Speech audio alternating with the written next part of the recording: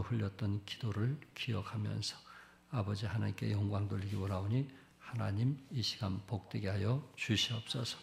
예수 그리스도 이름으로 기도드립나이다. 아멘. 착석해 주시기 바랍니다. 가끔 저희들이 신방을 하면 우리 구덕현 집사님께서 아버지에 대해서 말씀을 하시더라고요. 아버지. 80이 넘으셨는데 우리 신태성 집사님하고 교제하시다 보면 80이 넘으셨는데 어머니에 대해서 말씀하시더라고요. 어머니. 옛날에 어머니가 이랬었다. 돌아가시기 전에 이랬었다. 그런 것을 보면서 나이가 70이 되었던 80이 되었던 90이 되었던 늘 그 어머니에 대한 사랑이 우리에게 있는 것 같습니다. 우리 정초로 안수사님이 이제 지금 68세인가 그러신데 어머니가 보고 싶다 그러더라고요. 어머니. 저와 같이 교제하다 보면 어머니가 생각난다고. 어머니가 보고 싶다고. 이런 걸 보면서 아마 부모 생각하지 않은 사람은 없을 것 같고 또 참 부모에게 더 잘했으면 이런 마음을 갖지 않는 사람은 거의 없을 것입니다.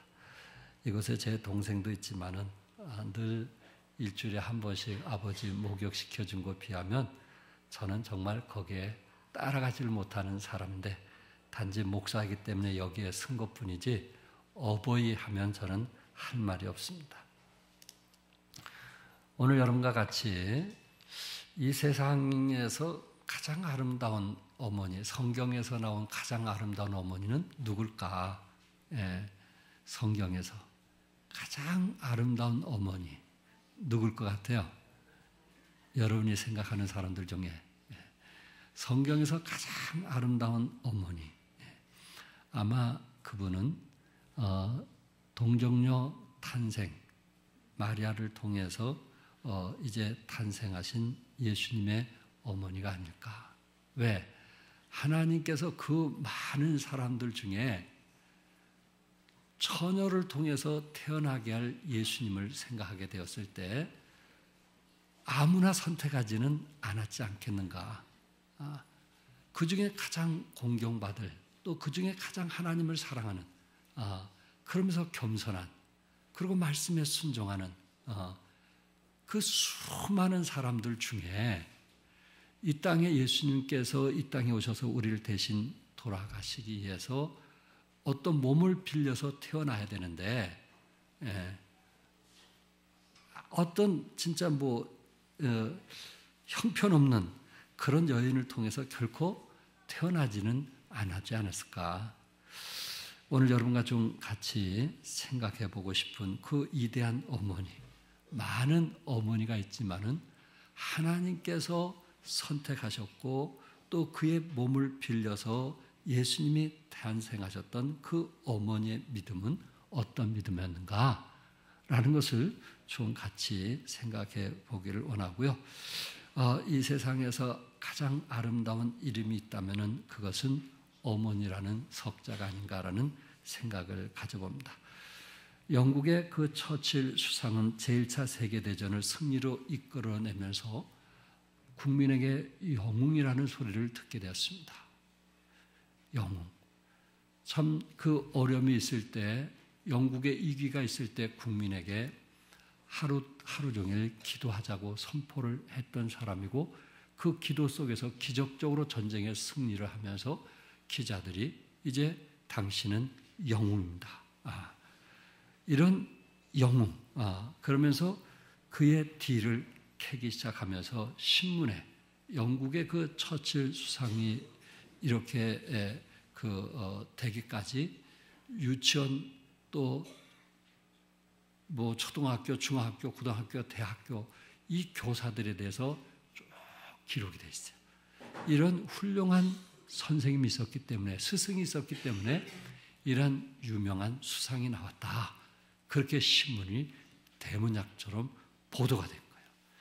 그때 이것을 직접 봤던 수상 처칠은 신문 기자에게 직접 편지를 써서 뭐라고 했냐면은 여기에 빠진 한 사람이 있습니다. 여기에 빠진 한 사람이 있습니다. 나를 가르쳐준 선생에 대해서 내가 고마움은 갖고 있지만은 나를 위해서 눈물로 기도해 주신 어머니 한 사람이 빠졌습니다. 저는 어머니를 빼놓은 내 인생은 말할 수가 없습니다. 어머니는 나를 위해서 눈물로 기도해 주셨던 소중하고 값진 분입니다. 라는 이야기를 했다고 합니다. 특별히 우리 어버이 주일을 통해서 동정녀 탄생을 통해 예수님이 태어나셨는데 그 몸을 빌린 그 막달라 마리아 어머니는 어떠한 분이었는가? 오늘 38절을 보니까 마리아가 이르되 주의 여종이오니 말씀대로 내게 이루어지이다 하매 천사가 떠나가니라. 사실 여기 처녀인데 결혼도 하지 않았는데 천사가 나타나서 그것도 이 나사렛이라고 하는 촌동네에 나타나서 그리고 처녀인 마리아에게 나타나서 뭐라고 얘기하냐면은 마리아야 무서워하지 말라. 네가 하나님께 은혜를 입었느니라. 보라 내가 잉태하여 아들 낳으니 그 이름을 뭐라 하라? 예수라 하라. 하나님께 은택을 입었는데 은택은 은택인데 너를 통해서 하나님의 아들 예수라는 사람이 너를 통해서 태어나겠다는 이야기였어요. 처녀로서는 너무나 받아들이기 힘든 이야기였어요.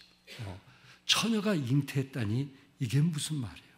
처녀가 잉태하다니. 그래서 그는 도저히 그 시대에 대해서 2000년 전에는 도저히 이해할 수가 없는 것이었습니다. 그래서 마리아는 천사에게 뭐라고 하냐? 나는 남자를 알지 못하나이다. 남자를 알지 못한 나에게 무슨 임신을 하다뇨? 잉태를 하다뇨? 그렇게 이야기했어요. 그랬을 때 35절에 성령이 내게 임하시고 지극히 높으신 이의 능력이 너를 덮으시니 이름으로 나실 바 거룩한 이는 하나님의 누구라 그랬어요? 하나님의 아들이라. 하나님의 아들이라. 혹시 여러분들이 처녀로 생각하고 어느 날 천사가 나타나서 갑자기 자식을 잉태하리라 그 얘기를 들었을 때 우리가 어떻게 그걸 받아들이겠어요? 이걸 받아들인다는 것은 쉬운 일이 아닙니다. 또 그 당시 이것을 받아들인다는 것은 쉬운 일이 아닙니다. 얼마나 주위의 비난과 조롱이 있겠어요. 얼마나 천한 여자로 취급을 받겠어요. 또 그 당시에 처녀가 임신을 하면 돌로 쳐서 죽이는 그런 율법이 있었고 그리고 집안이 그 딸로 인해서 멸절하고 마는 그런 상황에 놓이게 되었을 때 막달라 마리아가 아무리 믿음이 좋다고 할지라도 하나님이 그 믿음 좋은 사람을 선택했다 할지라도 그것을 받아들인다는 것은 결코 쉬운 일이 아니었을 것입니다. 그럼에도 불구하고 여기에 막달라 마리아는 그 말씀에 순종하는데 말씀대로 내게 이루어지이다. 말씀대로 내게 이루어지이다. 이런 여인이 어디 있겠어요? 우리 교회 결혼하지 않는 믿음 좋은 자매들이 참 많이 있는데 이렇게 말씀대로 내게 이루어지이다. 항상 자기 생각대로 살려고 하고 자기 뜻대로 살게 하고 자기 편한 대로 생각하고 자기가 살고 싶은 편한 것을 선택하지 누가 힘든 길을 선택하면서 말씀대로 내게 이루어지기를 원하나이다. 그런 사람이 쉽느냐 말이에요. 하나님 앞에 서운하고도 하나님 앞에 이렇게 기도하고 나서도 일주일 되면 바뀌어지는 것이 세상인데 여기에 한 처녀가 말씀대로 내게 이루어지이다. 이렇게 순종한다는 것은 결코 쉬운 일 아닙니다. 왜냐하면 그가 말씀대로 이루어지는 그 순간 그로부터 그는 고난이 시작되고 핍박이 시작되고 조롱과 웃음거리가 되고 그리고 집안이 망신거리가 되는 이런 상황에 놓여 있는데 막달라 마리아는 말씀대로 내게 이루어지다 하면서 순종했던 마리아의 모습을 보게 됩니다. 여러분 내가 살아가면서 사실 말씀은 알면서도 손해보려고 하지 않는 이중적인 마음을 갖는 경우들이 없지 않아 있을 겁니다.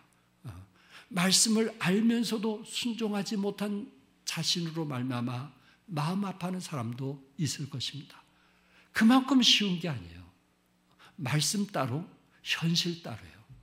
말씀 따로, 이성 따로예요. 우리는 이런 두 가지 속에서 갈등을 가지면서 살아가는 경우가 얼마나 많은지 아시죠? 성경은 성경이고 나는 나야 하면서 이것을 이분법으로 나눠서 살아가는 사람들이 우리 주위에 얼마나 많은가. 그럼에도 불구하고 막달라 마리아는 말씀대로 내게 이루어지이다. 그것이 고난의 길이고 그것이 희생의 길이고 그것이 대가를 치르는 길이라 할지라도 말씀에 순종하는 막달라 마리아. 어버이 주일을 맞이해서 우리는 막달라 마리아의 믿음을 배울 수 있어야 되지 않겠는가? 뭐에 순종하는? 말씀에 순종하는. 그 말씀이 내게 이루어지기를 원하나이다. 그것이 나에게 엄청난 대가를 치르고 희생이 따른다 할지라도 내가 생활 속에서 좀 불편하고 남들처럼 부유하지 못할지라도 말씀대로 내게 이루어지기를 원하나이다. 이게 막달라 마리아 어머니를 통해서 배울 수 있는 교훈이 아닙니까? 성경에는 에베소 6장 1절과 3절에 자녀들아 주 안에서 너희 부모에게 뭐 하라고 했어요? 순종하라. 이것이 옳으니라 했어요. 순종하는 것이 뭐하다고요? 옳다고 이야기를 했습니다.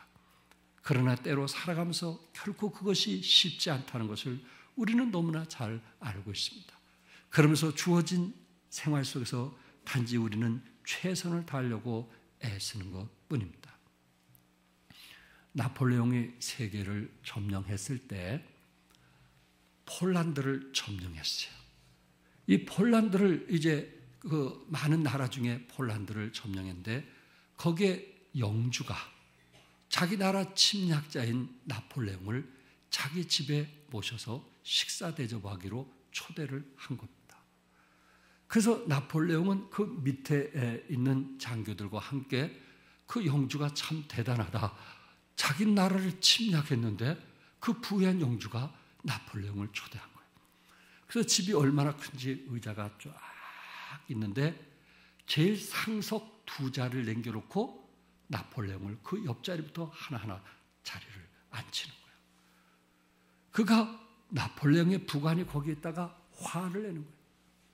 아니 이 사람 제일 좋은 자리에 두 자리를 두고 왜 옆자리에 앉히냐고 화를 냈어요. 그랬더니 영주는 이렇게 얘기합니다. 한 국가의 왕은 나폴레옹이 될 수 있지만은 한 가정의 왕은 우리 아버지 어머니입니다.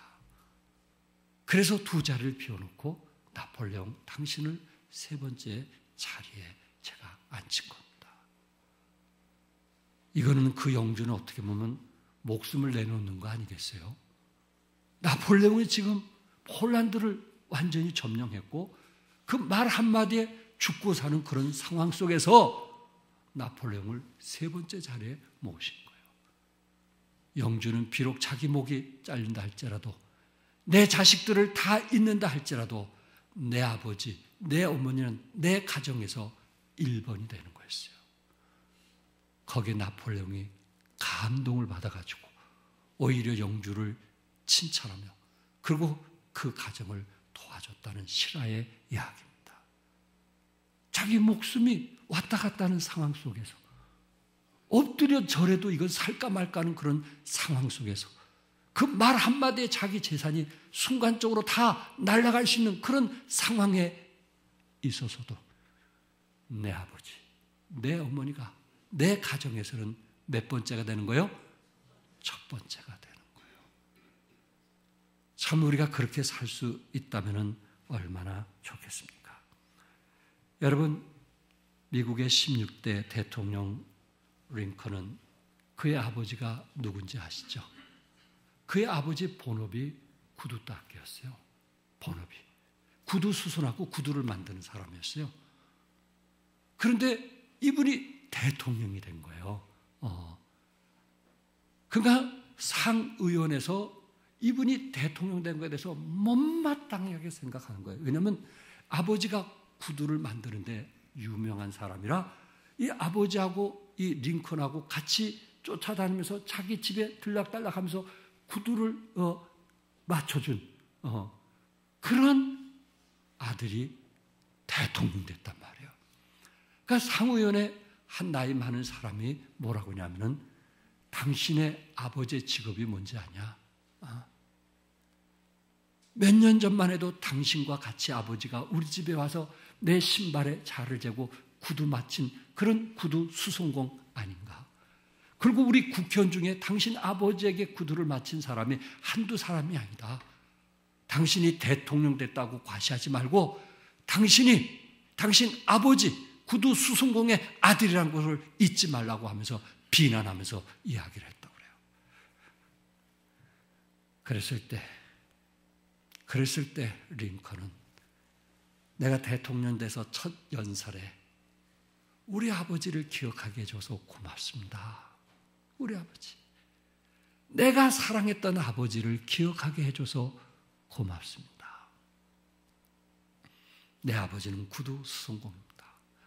그리고 여러분에게 구두를 맞춰줬고 저도 아버지 따라서 여러분 집에 가본 경험이 있습니다.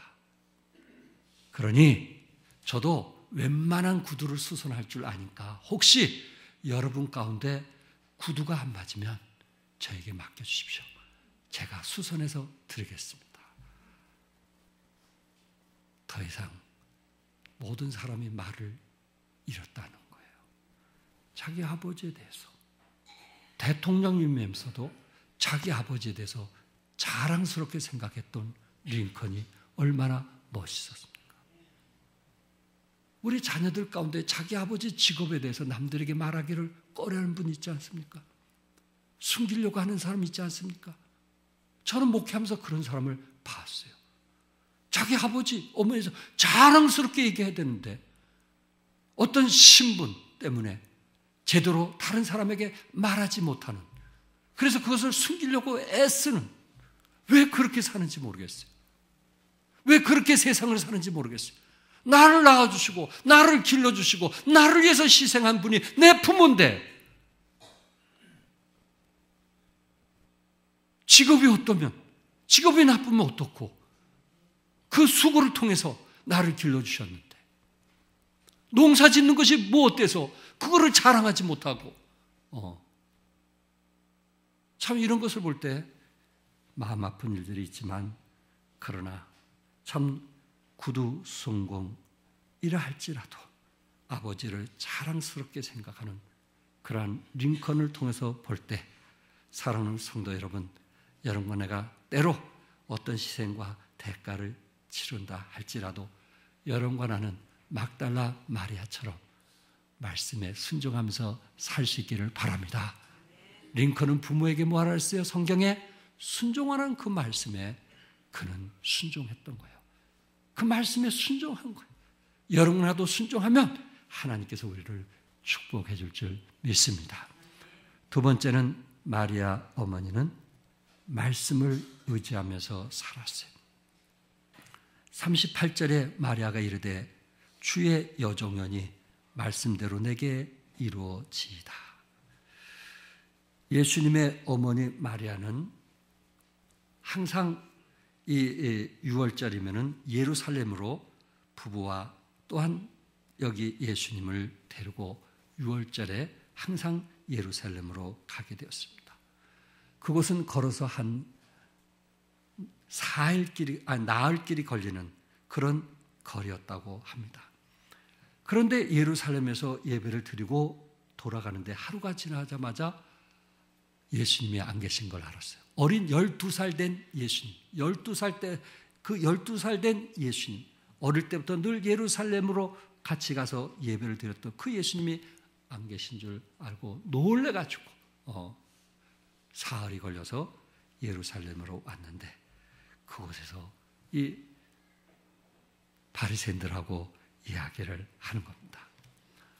어머니가 놀래가지고 얘야, 어찌하여 우리에게 내가 근심하여 너를 찾게 하느냐, 이렇게 얘기했을 때 예수님은 내가 내 아버지 집에 있어야 될 줄 알지 못하셨나이까? 의미 있는 얘기를 하는 거예요. 어머니는 지금 아들을 찾아서 너무 반가우면서도 내가 너를 얼마나 찾은지 아느냐 이것을 표현했는데 예수님은 12살 때에 내가 내 아버지 집에 있어야 될 줄을 알지 못하셨나이까? 이렇게 얘기한 거예요. 그랬을 때 51절에 그 어머니는 이 모든 말을 어디에 두었더라? 마음에 두었더라. 그가 예수님의 어머니의 특징 중에 하나가 뭐냐면은 하나님의 말씀을 마음에 두면서 살아갔던 사람이에요. 하나님의 말씀. 주님께서 12살 된 그 예수님의 말씀을 마음에 두면서 살았던 사람이에요. 가나의 혼인잔치에 포도주가 떨어졌어요. 잔치는 대부분 일주일 동안 계속되는데 포도주가 떨어진 것을 보고 예수님의 어머니 마리아가 이제 하인들에게 뭐라고 얘기하냐면은 너에게 무슨 말씀을 하시든지 그대로 하라. 그렇게 하는 거예요. 무슨 말씀을 하든지 그대로 뭐하라? 하라. 그 말씀대로 순종하라는 것을 말씀하고 있어요. 어머니는 알았어요. 어머니는 말씀에 순종할 줄 알고 그 말씀이 자기 마음에 새겨져서 그 말씀대로 살 때에 분명히 기적이 일어날 것을 알았어요. 결국 물이 뭘로 변했어요? 포도즙으로 변화되는 놀라운 역사가 일어나게 된 것입니다. 결혼하신 여기 부부들, 특별히 자녀들을 키우면서 우리 자녀들에게 뭐를 심어주겠어요? 무슨 말씀을 하든지 그대로 하라. 성경에 무슨 말씀을 하든지 너는 그것을 믿고 순종하라 라고 말할 수 있는 부모가 필요하지 않겠는가? 말씀대로. 왜? 그 말씀이 우리 자녀들의 인생의 길을 열어주기 때문에 그렇습니다. 인생의 모든 결과는 그 말씀에 의해서 이루어지기 때문에 그렇습니다. 링컨 대통령은 어머니 낸시가 늘 성경을 읽어줬다고 합니다. 어머니가 9살 때 세상을 떠나면서 남긴 유언은 아들아, 매일 성경을 묵상하라. 위기를 닥칠 때는 더욱 열심히 성경을 읽으라. 몇 살 때요? 몇 살 때? 9살 때. 여러분 자녀들은 지금 몇 살이에요? 여러분 자녀들에게 이렇게 말하고 있어요. 아들아, 매일 성경을 묵상하라. 위기가 닥치고 어려움이 있을 때 아버지에게 구하라. 그리고 성경을 읽으라. 이것이 링컨의 어머니가 하신 말씀이었어요. 마지막 유언하면서 마지막 세상을 떠나면서 아들에게 한 이야기였어요. 9살 된 링컨은 어머니의 그 말씀을 머리에서 떠나지 않냐고 그것을 마음에 뒀다고 그래요. 어머니가 하신 유언의 말씀을 마음에 두면서 살면서 늘 평생 암송을 하고 성경을 가까이 했다고 합니다. 대통령 취임식 때 낡고 조그만 성경을 들고 이렇게 말했어요. 이 낡은 성경은 어머니가 제게 물려주신 책입니다. 저는 이 성경 때문에 대통령이 되었습니다. 성경 말씀대로 이 나라를 다스릴 것을 약속드립니다. 어머니가 주신 최고의 선물, 그것은 돈도 아니고 집도 아니고 무엇이었을까요? 성경이었어요. 성경이었어요. 부모님이 돌아가실 때 어머님이 쓰던 성경책 누가 가져가길 원합니까? 부모의 재산은 서로 가져가길 원하면서 부모가 쓰던 성경책은 귀히 여기지 않는 것이 이 시대의 모습들이 아닌가. 그러나 링컨의 어머니는 이 성경에 모든 것이 있다는 것을 너무나 잘 알고 있었기 때문에 아들에게 성경을 읽으라고 했고, 그리고 말씀에 순종하라고 했고, 그 말씀을 마음에 두며 살라고 말씀을 했습니다. 백화점의 왕 존 워너메이커, 이분 백화점을 통해서 미국에서 가장 큰 사업을 한 사람, 미국에서 사학과로 유명한 사람입니다. 이분이 쓴 전기책을 제가 읽어봤습니다. 그분은 이제 그 많은 백화점을 이제 성공적으로 이제 그 사업을 성공하게 되었을 때 한 기자가 어떻게 이렇게 성공했습니까? 라는 질문을 하게 됐을 때 그분은 머뭇거림 없이 이렇게 대답합니다. 내가 10살 때 최고의 투자를 한 적이 있죠. 그때 나는 $2 75센트를 주고 예쁜 가죽 성경 한 권을 구입했어요. 이것이 내 인생에 있어서 가장 위대한 투자였습니다. 왜냐하면 그 성경이 나를 만들었기 때문입니다. 우리는 어떻습니까? 책을 읽으라는 얘기는 종종 합니다. 공부를 하라는 얘기는 종종 합니다.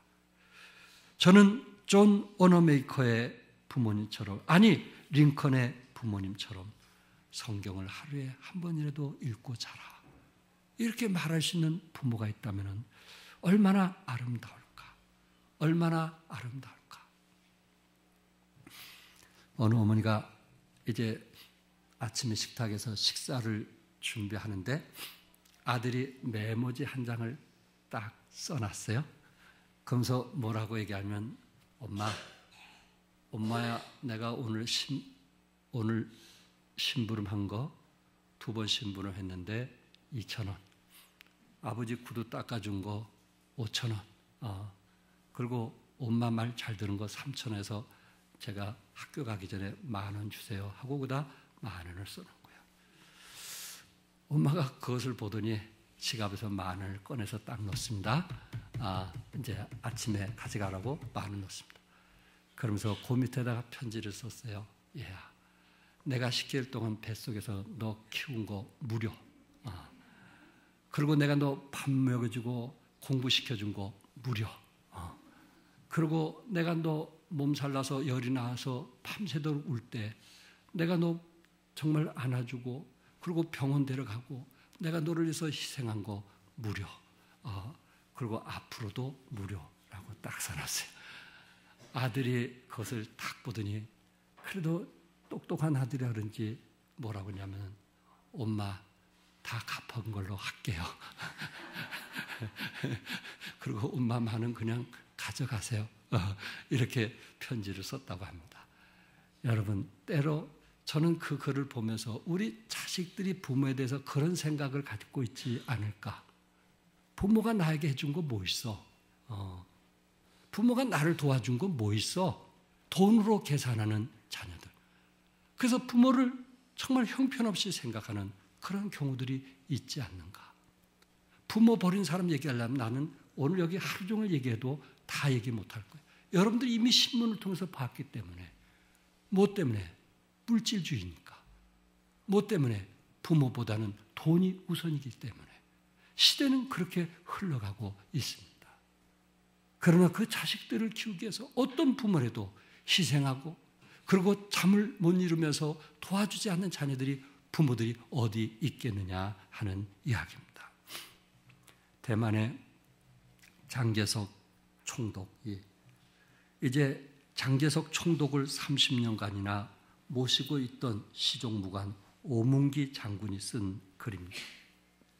이 오문기 장군이 이제 장개석 총독의 생일을 맞이해서 얼마나 거창하게 차렸겠어요. 그래가지고 신하의 입장에서 아주 거창하게 이제 음식을 준비해갖고 이제 초대를 한 거예요. 식사하시라고. 그러면서 뭐 빵빠레 울리고 아주 대단하게 생일을 이제 준비했어요. 그런데 장개석 씨가 식사를 하지 않더라는 거예요. 그래서 신하들이, 아니 혹시 우리가 뭐 잘못한 거 있지 않냐 그랬더니 이분이 뭐라고 얘기한지 아세요?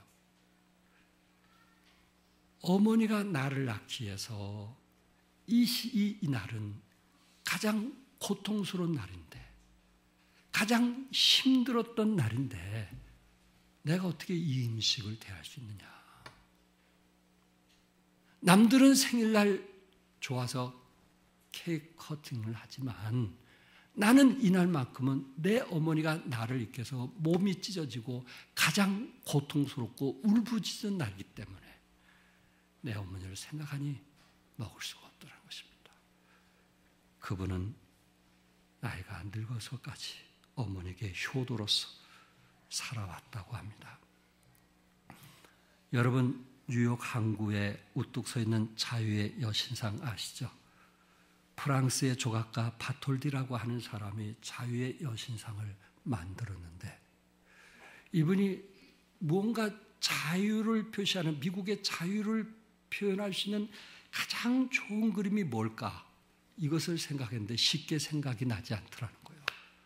몇 년이 걸려도 생각이 나지 않더라는 거예요. 그런데 어느 날 문득 어머니 사랑이 생각이 나더라고요. 어머니 안에는 모든 것이 다 있는, 어머니 속에는 용서도 있고 사랑도 있고 자유도 있고 모든 것이 다 있다는 사실을 조각가는 알게 되었어요. 그래서 이 자유의 여인은 자기 어머니를 그리면서 정치적인 압박으로부터 자유, 경제적인 빈곤으로부터 자유, 흑인 노예로부터 자유를 상징하는 자유의 여신상 어머니를 조각했다고 합니다. 우리의 어머니는 귀한 분들입니다. 그러나 막달라 마리아의 어머니는 하나님의 말씀을 마음에 두면서 살았습니다. 성도 여러분, 부모에게 공경하라는 그 말씀 마음에 둡시다. 마음에 새깁시다. 예. 우리 70이 넘으신, 80이 넘으신 우리 집사님들, 지금도 어머니를 생각하면 눈물이 나신다고 그래요. 그렇다고 90이 돼서 어머니 생각 안 나겠어요? 우리는 나이가 들면 들수록 부모에 대한 생각이 더 나기 마련이에요. 그래서 우리는 정말 하나님의 말씀을 마음에 두고 최선을 다해보는, 그래서 그 말씀을 통해서 하나님께서 여러분 가정의 평화와 축복이 함께 하시길 바랍니다. 끝으로 여기 마리아 어머니는 어떤 사람이었을까? 요한복음 19장 25절과 26절 우리 한번 다 같이 읽겠어요. 시작. 예수의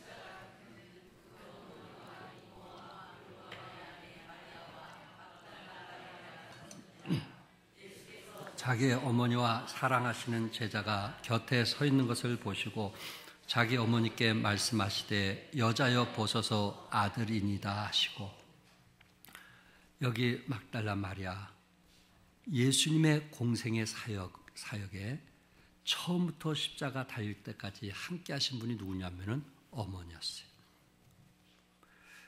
그리고 승천하신 후에도 하나님께서 다락방에 나타나실 때에도 그 어머니는 함께 하셨던 분입니다. 제자들은 예수님이 십자가에 진다는 사실을 알고 다 도망갔어요. 사도 요한 외에는 다 도망갔어요. 그리고 그와 함께 했던 많은 사람들도 다 도망갔어요. 동생들도 도망갔어요. 그런데 그 어머니는 얼마나 자식을 사랑했든지 목숨까지 내놓으면서 어머니는 그 십자가 앞에 함께했던, 아들의 돌아감을, 십자가에 달려 돌아가신 것을 일일이 쳐다보았고 같이 울었고, 그리고 아들과 함께했던, 마지막 끝까지 아들과 함께했던 사람이, 마지막 끝까지 예수님과 동행했던 사람이 누군지 아시겠죠? 막달라 마리아 어머니였어요. 예수님은 승천하신 후에, 부활하시고 승천하신 후에 사도행전 1장 4절에 사도와 함께 모이사 그들에게 분부하여 이르시되 예루살렘을 떠나지 말라. 내게서 들은 바 아버지께서 약속하신 것을 기다리라. 아버지께서 약속하신 것을 기다리라. 그렇게 얘기했을 때에 여기 어머니는 여자들과 예수의 어머니 마리아와 예수의 아우들과 더불어 마음을 같이하여 오로지 무엇에 힘쓰더라? 기도에 힘쓰더라. 막달라 마리아 어머니는 예수님이 승천하셨을 때, 기다리라고 했을 때 정말 기다리면서 기도에 힘쓴 분, 눈물을 흘리면서 기도에 힘쓴 분, 바로 그분이 누군지 아시죠? 막달라 마리아, 예수님의 어머니였어요. 아들을 위하여 누구보다도 기도에 전념했던 것을 볼 수 있고, 부모님의 눈물의 기도가 자녀들의 운명을 바꾸는 것을 우리는 알고 있습니다. 스펄전 목사님은 어릴 때 나의 어머니는 매주일 아이들을 테이블 주위에 모아놓고 성경을 읽어주며 기도하여 주었다. 이 어머니의 기도 소리는 내 머리가 백발이 되기까지 잊을 수 없게 되었다. 스펄전은 어머니가 기도한 것을 백발이 되기까지 뭐 할 수 없었다? 잊을 수 없게 되었다. 어머니의 기도가 이만큼 자식에게 영향력이 있더라 하는 것을 말씀을 하고 있습니다. 기도는 기적이 일어납니다.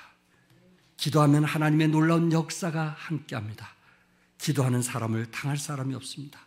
기도하는 부모를 당할 사람이 없습니다. 우리는 우리 자녀를 위해서 막달라 마리아처럼 기도해주는 1984년 미 국무성 교육부에서 미국에서 가장 모범된 가정을 찾았어요. 가장 모범된. 근데 그게 미국의 백인 가정이 아니었어요. 일본 가정도 아니었어요. 세계 각 나라에서 모이는 가정들이 그렇게 많았음에도 불구하고 다른 나라의 가정이 아닌 한국의 가정을 모범 가정으로 세웠어요. 오바마 대통령이 취임할 때는 백악관의 국무부 법률 고문으로 수고했던 삼남 고흥주 씨를 예일 법대 학장으로 지명했고, 장남 고경주 씨를 하버드 대학 공공보건대학원 부학장으로 일했는데 보건부 차관에 임명했습니다. 형제가 동시에 연방정부의 차관부로 임명된 것은 미국 정치 사상 처음이었다고 합니다. 이 부부들은 부모는 누구였냐면 고강림 박사였습니다. 고강림 박사.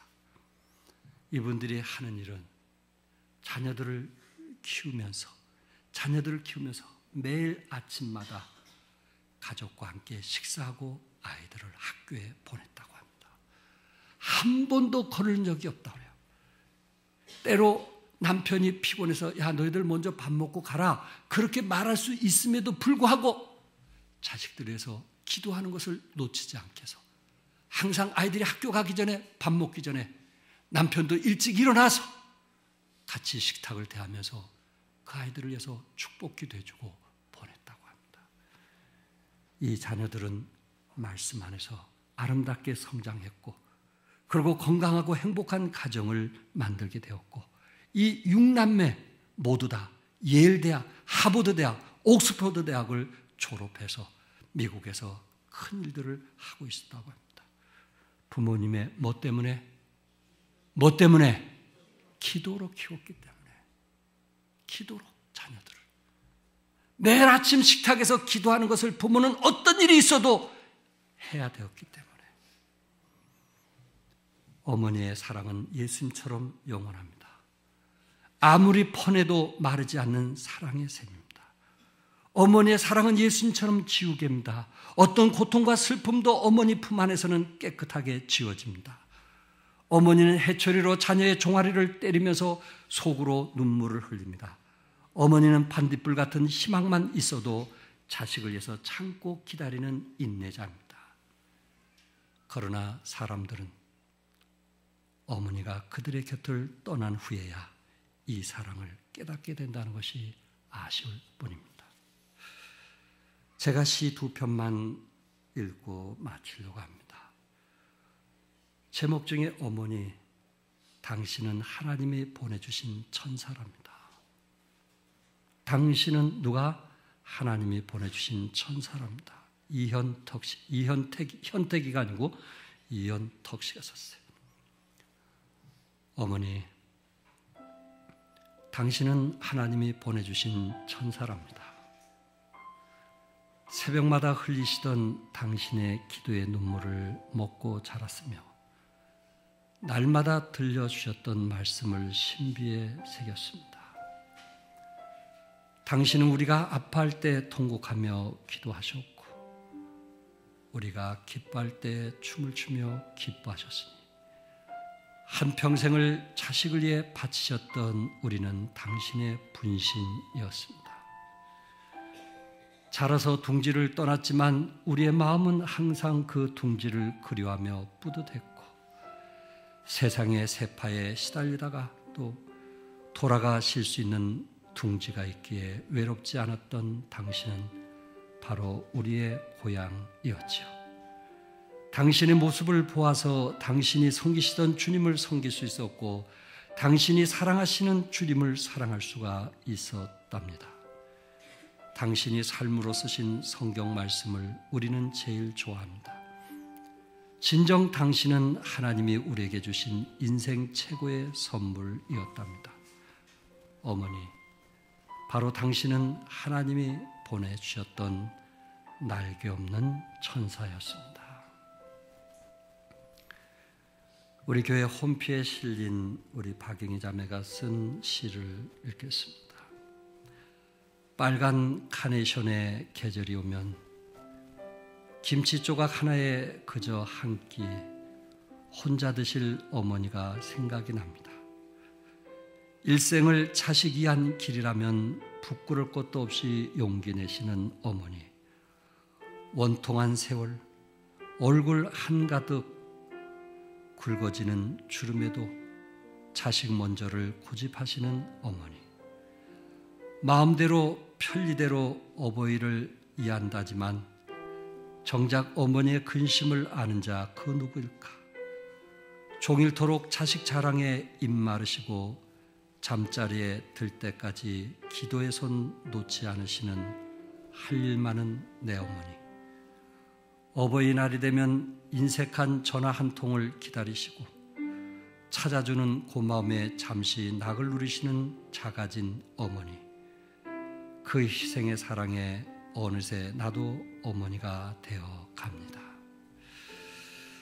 사랑하는 성도 여러분, 우리 부모님이 얼마나 귀한 것을 아시고 막달라 마리아처럼 말씀에 순종하고 말씀을 마음에 새겨두고 그리고 자식을 위해서 늘 믿기도 하는 부모님들이 되시기를 주님의 이름으로 축복합니다. 기도하겠습니다. 어버이 주일입니다. 부모 없이 태어난 사람은 아무도 없습니다.